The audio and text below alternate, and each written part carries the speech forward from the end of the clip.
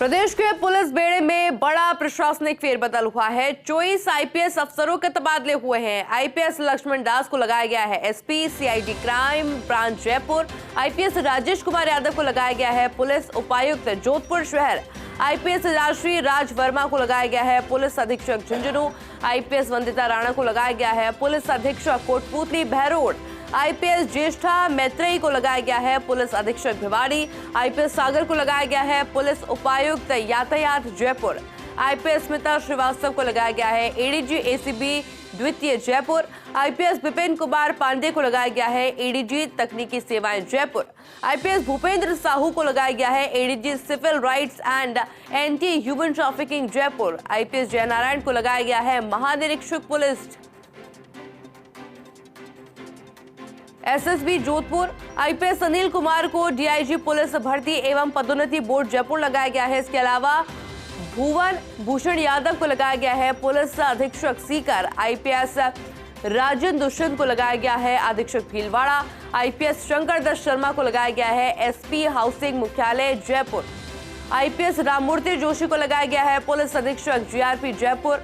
IPS आलोक श्रीवास्तव को police उपायुक्त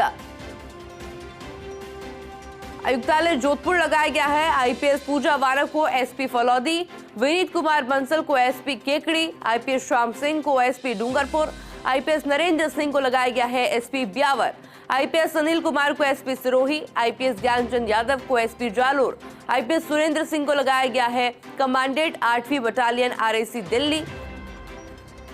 और इस साथ ही में ये सूची भी हम आपको दिखा रहे हैं जिसमें तमाम नाम शामिल है। कार्मिक विभाग के द्वारा ये आदेश जारी किए गए हैं। बड़ी खबर, बड़ी जानकारी आपको दे रहे हैं, जहां पर पुलिस बेड़े में बड़ा फेरबदल देखने को मिला है।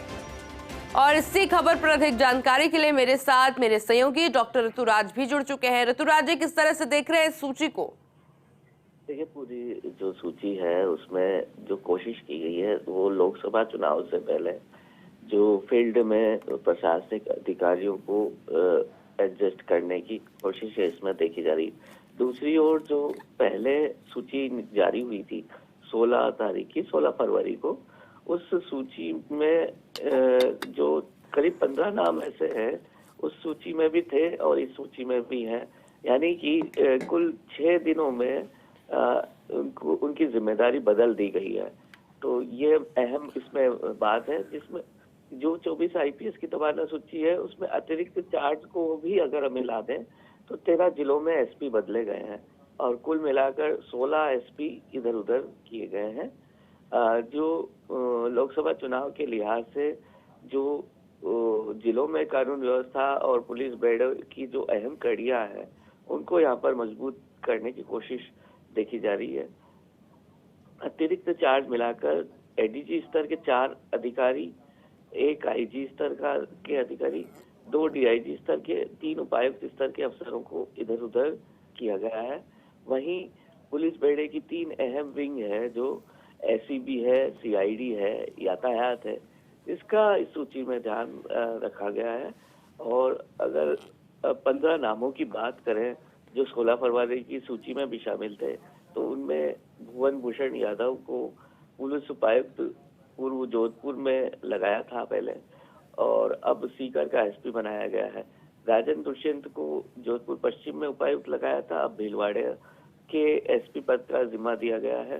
शंकर दत्त शर्मा को पिछली सूची में सीआईडी क्राइम ब्रांच में एसपी लगाया गया था, अब पुलिस हाउसिंग पुलिस मुख्यालय एसपी पद पर पोस्टिंग दी गई है। राममूर्ति जोशी को सीकर का एसपी बनाया गया था, अब अजमेर जीआरपी में भेजा गया है उन्हें। आलोक श्रीवास्तव को भीलवाड़ा में एसपी बनाया गया था, अब जोधपुर पूर्व में उपायुक्त बनाए गए हैं।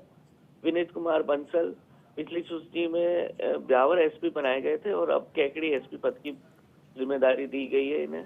श्याम सिंह को जालोर एसपी लगाया था पहले और अब डूंगरपुर एसपी पद का जिम्मा दिया गया। इसी तरह नरेंद्र सिंह को केकड़ी एसपी लगाया था और अब ब्यावर में एसपी होंगे। अनिल कुमार को पहले भिवाड़ी और फिर 6 दिनों में ही सिरोही एसपी पद का जिम्मा दिया गया। सागर को 6 दिनों में फलोदो एसपी पद से पुलिस उपायुक्त यातायात पद पर तबादला किया गया है। बिल्कुल ऋतुराज जी, बहुत बहुत शुक्रिया आपका तमाम जानकारी के लिए। और इसी खबर पर अधिक जानकारी के लिए मेरे साथ मेरे सहयोगी शिवेंद्र भी जुड़ चुके हैं। शिवेंद्र, सूची आपके सामने है।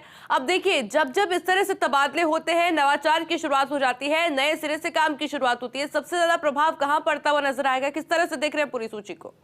देखिए, पूरी जो सूची है आईओसी कल रात को जारी हुई है तकरीबन 1 बजे, पूरी सूची हमने देखी है।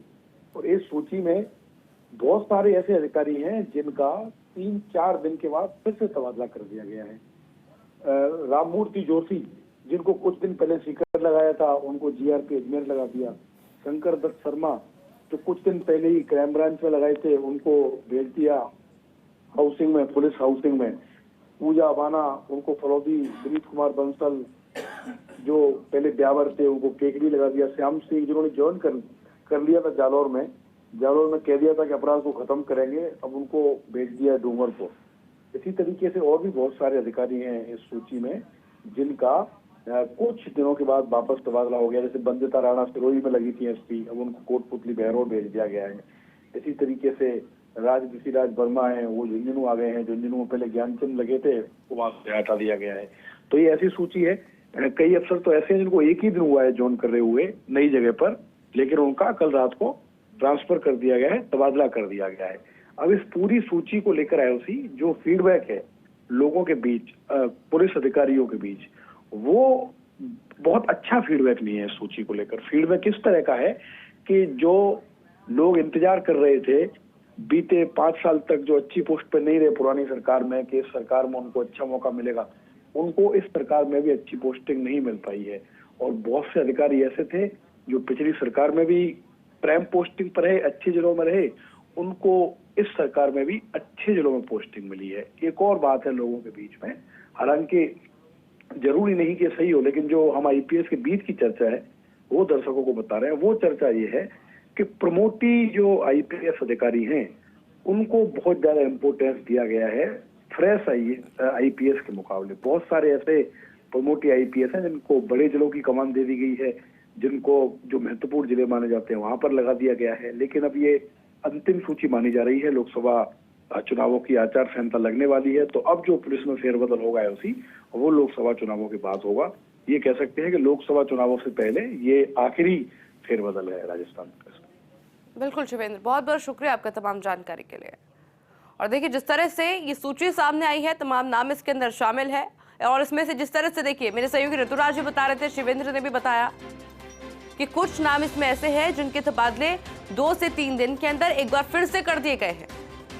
हालांकि बहुत ज्यादा खुशी उनमें इस सूची को लेकर के नहीं देखने को मिल रही है। 24 आईपीएस अफसर जिनके के तबादले हो गए। अंतिम सूची है ये लोकसभा चुनाव से पहले। और ऐसे में कौन कौन से नाम इसमें शामिल है, कौन कौन सा पद इनको मिला है, कहां पर ट्रांसफर इनके हुए हैं, ये भी हम आपको दिखा रहे हैं।